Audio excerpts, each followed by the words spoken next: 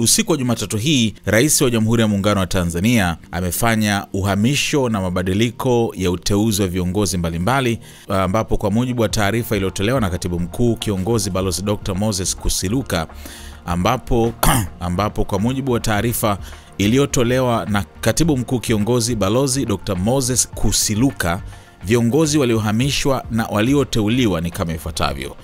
Uhamisho wa wakuu wa mikoa. Mheshimiwa Kenan Laban Kihongosi amehamishwa kutoka mkoa wa Simiyu kwenda kuwa mkuu wa mkoa wa Arusha. Hii ndio imekuwa ni histori kubwa sana leo kwenye uteuzi huu, kwa sababu Kihongosi anakwenda kuchukua nafasi ya Paul Makonda ambaye hayupo sasa hivi hapa katika uteuzi huu. Pengine labda anaazimia kufanya jambo jingine, na wengi wanasema huenda akagombea ubunge. Kwa hiyo kama nia yake ni hiyo, basi lazima asiendelee tena na ukuu wa mkoa. Kwa hiyo Kihongosi sasa ndio atakuwa mkuu wa mkoa wa Arusha kutokea Simiyu. Lakini pia Mheshimiwa Anamringi Macha amehamishwa kutoka mkoa wa Shinyanga kwenda kuwa mkuu wa mkoa wa Simiyu kuchukua nafasi ya Kihongosi. Lakini pia kuna uteuzi wa wakuu wa mikoa wengine, ambapo Balozi Simon Nyakaro Siro ameteuliwa kuwa mkuu wa mkoa wa Kigoma. Mheshimiwa Heri Dennis James ameteuliwa kuwa mkuu wa mkoa wa Iringa.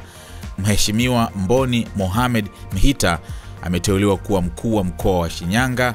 Mheshimiwa Beno Morris Malisa ameteuliwa kuwa mkuu wa mkoa wa Mbeya, na Mheshimiwa Jabri Omari Makame ameteuliwa kuwa mkuu wa mkoa wa Songwe. So kuna teuzi zingine tofauti. Kuna uhamisho wa makatibu tawala, kuna uteuzi wa makatibu tawala wa mikoa, kuna uhamisho wa naibu katibu mkuu, vile vile kuna uteuzi wa naibu makatibu wakuu, na kuna uhamisho wa wakuu wa wilaya.